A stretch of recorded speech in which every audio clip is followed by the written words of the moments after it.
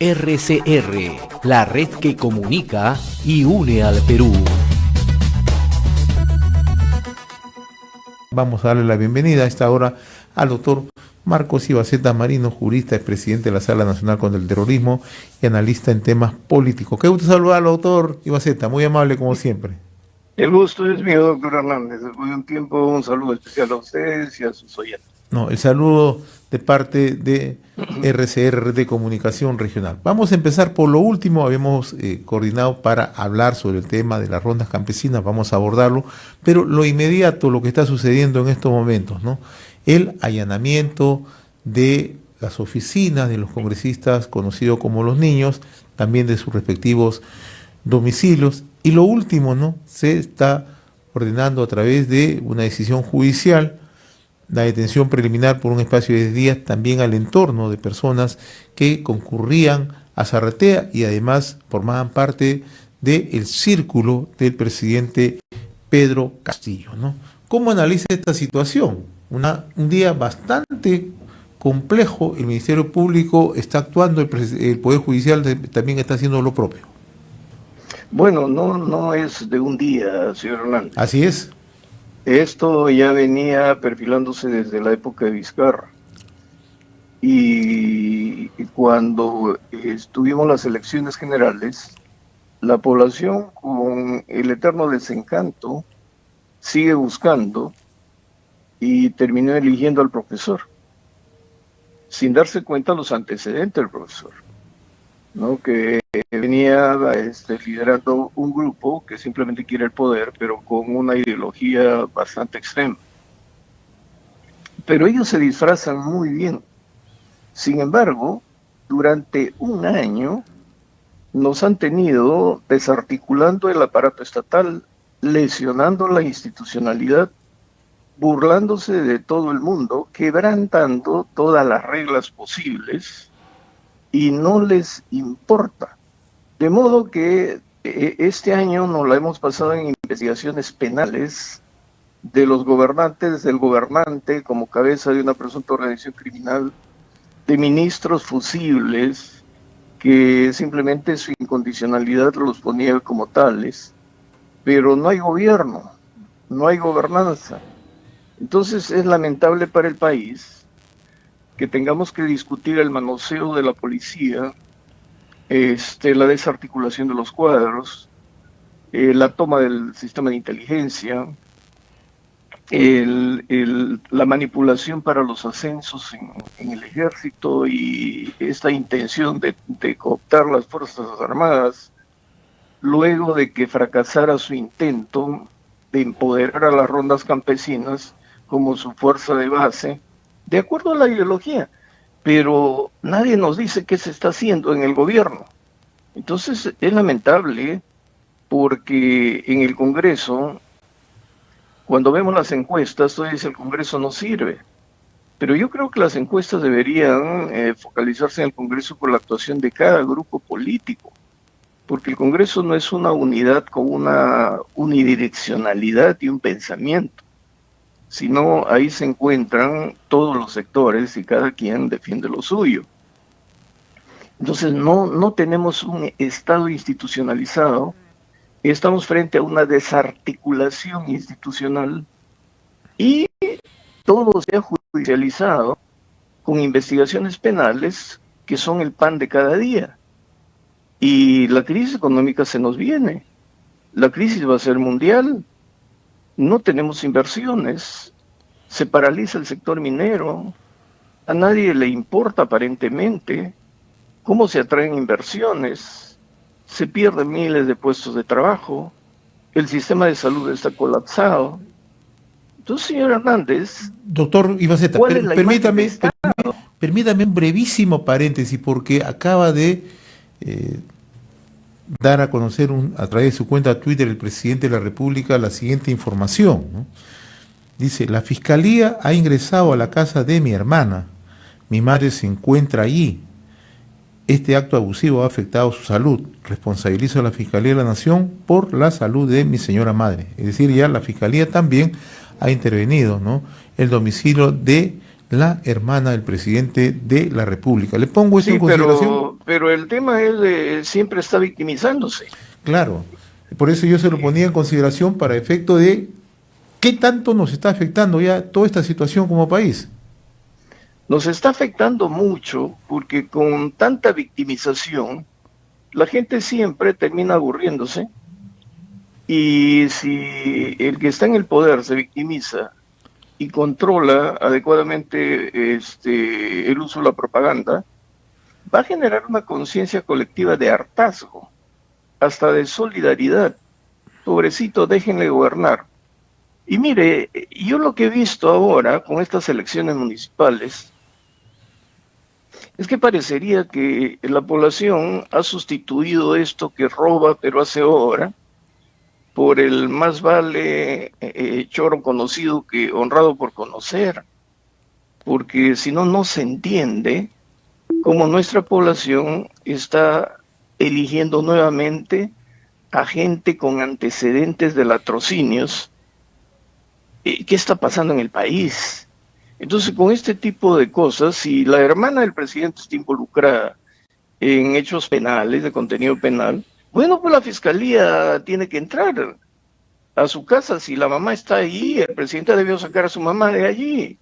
Entonces, no utilizar el tema de la mamá que está enferma para neutralizar o victimizarse, o victimizar a su hermana en un proceso, en una investigación penal legítima que está llevando adelante la fiscalía.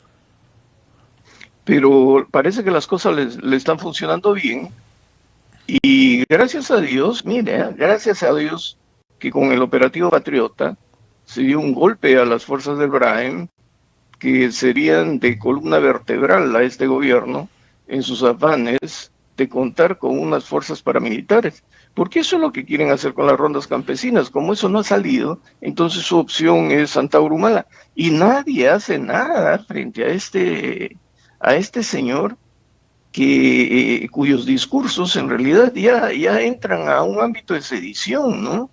Está incitando a la rebelión, está incitando a la movilización, a que con sus huestes quiere cerrar el Congreso, habla vulgaridades, nadie le escucha un plan de gobierno. Simplemente aquí estamos ante lo que han buscado desde el inicio, la captura del poder, porque quien gobierna es el Partido Comunista, Marxista-Leninista, mariateguista.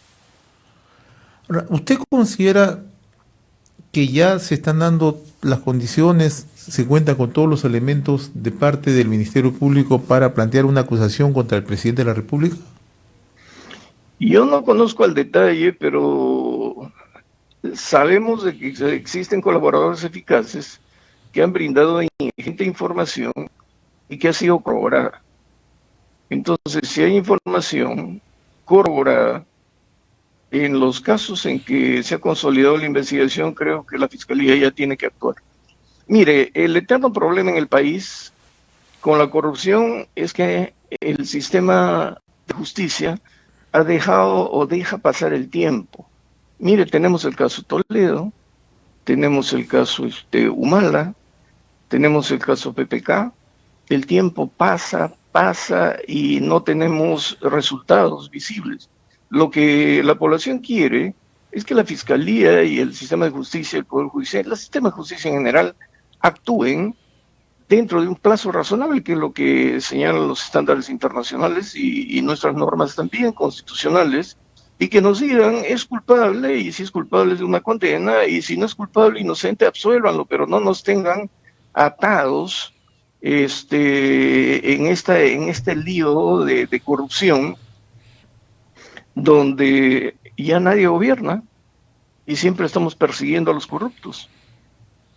Hay un hecho que no puede pasar desapercibido, doctor Ibaceta. El último domingo, a través de una columna en el diario El Comercio, la fiscal de la Nación, la doctora Patricia Benavides, ha denunciado que va a seguir con todas las investigaciones en curso. Pero quizás lo más grave que ha dicho es que recibe permanentemente amenazas, ¿no? Pero que ello no la va a hacer claudicar en su tarea de investigar y justamente hacer el trabajo que le corresponde al Ministerio Público, ¿no? Ese es un hecho que no puede pasar desapercibido ciertamente, porque lo ha hecho público de tal manera que nos pinta de por sí, per se, la gravedad de los hechos, de lo que está Así ocurriendo es. en el país, ¿no? Y yo creo que ha sido una gran bendición que haya asumido la Fiscalía de la Nación la doctora Benavides, porque el Ministerio Público en realidad se había convertido en un títere del poder político, en el caso de la señora Ábalos, el señor Sánchez, respecto al señor Vizcarra. Y eso genera impunidad. Cuando llega la señora Benavides dice, no, yo voy a perseguir, acá se va a perseguir los delitos desde el poder, la corrupción desde el poder, y no ceja en su empeño. O sea, esa es una fiscalía que se respeta. Ahora, yo estuve dentro del sistema de justicia y usted no sabe cómo se mueven los grupos de poder adentro. Entonces, es un gran mérito y que ella persevere. Que las amenazas van a venir, que le van a entorpecer su trabajo, le van a entorpecer, el presupuesto se lo van a reducir, van a debilitar sus equipos de investigación, no va a tener información adecuada, pero creo que ha constituido un buen equipo. Entonces, si la Fiscalía hace su trabajo, esto levanta la moral de la población. Al menos tenemos una Fiscalía que quiere investigar para frenar ya esta carrera de corrupción en donde somos los campeones del mundo, porque nadie en el país cree que hay gente honrada. Y todos los que entran a política empiezan a defender sus intereses, y no solamente intereses, sino constituir grupos para obtener ganancias ilícitas con fondos del Estado. Y entonces, ¿qué tiene la población? Ahorita hábleme de un gran proyecto que el gobierno haya priorizado. No hay ninguno. Ni en minería, lo único que tenemos es que el puerto de Chancay, pero esa es una inversión privada que va avanzando. Pero aquí se estrangula la economía y lo que se quiere es tomar el control de la institucionalidad. Pero ya pasó un año, pues es suficiente, necesitamos una respuesta política de la oposición y vemos una oposición fragmentada. Y resulta que el soporte de la institucionalidad en este momento es la fiscal de la Nación. Ahora, últimamente hemos tenido pronunciamientos de los altos mandos de las Fuerzas Armadas hablando ya de defensa del sistema democrático, y eso es un gran avance también, y se le ha quebrado la columna vertebral a los remanentes, al Sendero Luminoso en el Braem, de donde sale el dinero. Usted sabe que la mayor cantidad de droga que sale hacia el mundo es del Braem. Entonces, aparece el factor Antauro Humala, y ahora se sigue hablando de rondas campesinas, pero si usted ve las rondas campesinas, siempre han actuado dentro de sus comunidades. Ese era su rol, eso es su rol constitucional, no ser la fuerza de coerción dentro de las comunidades que se rigen por sus usos y costumbres, como una excepción y no por las leyes generales de la República, salvo cuando se lesionan derechos fundamentales. Pero ahora las rondas aparecen en las ciudades y ya no en las comunidades. Ya se van convirtiendo poco a poco en minorías organizadas, pero con elementos de paramilitares, donde ellos imponen condiciones. Entonces, si a eso le agrega a usted que en la época del ex ministro del Interior, Abelino Guillén, se nombró teniente gobernadores, prefectos vinculados al Movadef, entonces el plan estratégico de ellos, de mediano a largo plazo, se está cumpliendo perfectamente. Ahora, doctor Ibaceta, hay un tema que usted lo acaba de mencionar, ¿no? Cómo han ido desarrollando sistemáticamente el soporte político a las rondas campesinas, ¿no? Y ahora lo que estamos viendo es que en algunos puntos del país estas rondas campesinas lo que pretenden es tener el control territorial. De acuerdo a la ley, las rondas tienen esas facultades, hay un exceso. ¿Qué es lo que está ocurriendo? No, ya se desbordó todo. Le explicaba que la Constitución y el Código Civil establecen que las comunidades campesinas son en realidad naciones pequeñas, pero les llaman personas jurídicas, que por sus tradiciones y por su lejanía del Estado se rigen por sus usos y costumbres. Ese es su derecho, su normatividad son sus usos y costumbres. Y tienen sus propias autoridades. Y la fuerza coercitiva, es decir, su policía, para sus problemas, para resolver sus problemas internos, son las rondas campesinas. Sino que durante la actividad terrorista, el Estado, para defenderse, fortaleció las rondas campesinas, pero dentro de las comunidades. Pero a la vez creó los comités de autodefensa para enfrentar a Sendero, porque la policía no estaba y siempre eran emboscados, y con eso el partido tiene 1000 ojos y 1000 oídos, estaban infiltrados en todos los pueblos. Y en marzo de 1990 comienza, con el ministro Mantilla, me parece, la entrega de armamento elemental, básico, escopetas, a las rondas y a estos comités de autodefensa. Pero también teníamos confederaciones nativas, como la Confederación Campa y la Ashaninka, defendiéndose de Sendero. Entonces, cuando Sendero pierde la guerra militar y Abimael Guzmán, a través del acuerdo de paz, desarrolla su guerra política, que es la que prevalece para ellos, el Estado se descuidó. Se alejó de la población, pero infiltran las rondas, los grupos extremistas, infiltran las rondas y también comienzan a generar liderazgos de base para que vayan actuando en lo político y llegando a niveles de autoridad, porque si no llegaron por la lucha armada, podían, de acuerdo a las directivas del Foro de Sao Paulo, participando en elecciones, ir arribando a niveles de poder para que, sin necesidad de lucha armada, teniendo el poder, desde el poder empiecen a aplicar toda su ideología. Ese es el proceso que estamos viviendo nosotros y que ya lo han vivido en otros lados, en Venezuela, en Nicaragua, en Bolivia, en Ecuador. Y no nos queremos dar cuenta. Entonces hay que quebrar un poco los parámetros y hay que ajustar la interpretación normativa, porque es necesario dar una respuesta. A veces el presidente dice, yo quiero dialogar. Oiga, no es el tiempo de dialogar. Un presidente tiene que demostrar que gobierna, y si quiere dialogar, que ponga puntos de diálogo sobre gobernanza. Pero esas conversaciones en Palacio de Gobierno hace recordar a las conversaciones tipo Zarratea, a escondidas, y son tomaduras de pelo, porque cuanto más tiempo tengan, van a ir infiltrando. Ya tienen todo el Ministerio del Interior. Ahora, respecto al poder que asumen algunos sectores de rondas en varios puntos del país, ¿no?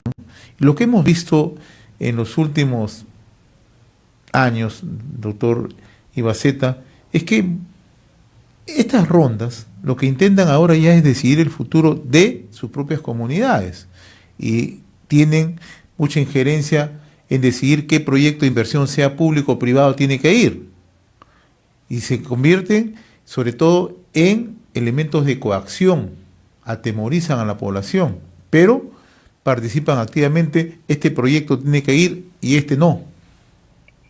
Bueno, pues se han convertido en agentes de acción política, ¿no? Pero que utilizan la fuerza. Esto ya lo ensayaron en Cajamarca, con el proyecto Conga. Cuando las rondas aparecieron en Cajamarca, ¿qué tienen que hacer las rondas en la ciudad de Cajamarca? No tenían nada que hacer. Sin embargo, ellos impulsaban y lideraban las movilizaciones. Lo que nosotros sabíamos era que la gran mayoría en Cajamarca quería el proyecto, pero nadie podía manifestarse, porque estas minorías organizadas empezaron a atacar a la gente que se manifestaba a favor. Y eso es lo que está ocurriendo ahora. que no hay control. Yo, por ejemplo, me acabo de enterar en la selva, en lugares donde no hay rondas, porque no son comunidades, estos son pueblos formados por colonos, y por lo tanto tampoco hay estos comités de autodefensa.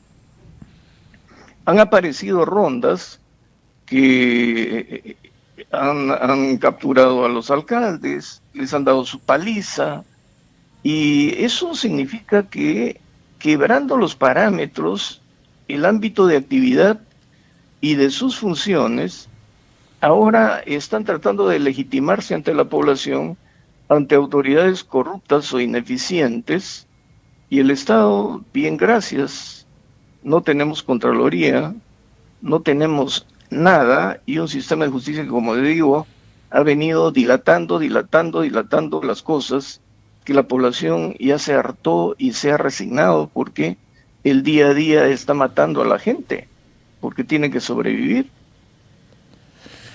En realidad es una situación bastante complicada la que vivimos. Doctor Marcos Ibaceta, como siempre, muy reconocido por esta comunicación a través de RCR, Red de Comunicación Regional. Ha sido un gusto conversar con usted. Mucha suerte, gracias. El gusto ha sido mío. Buenos días. Buen día. Conversábamos con el doctor Marco Ibaceta Marino, jurista, expresidente de la Sala Nacional contra el Terrorismo y analista en temas políticos. RCR, la red que comunica y une al Perú.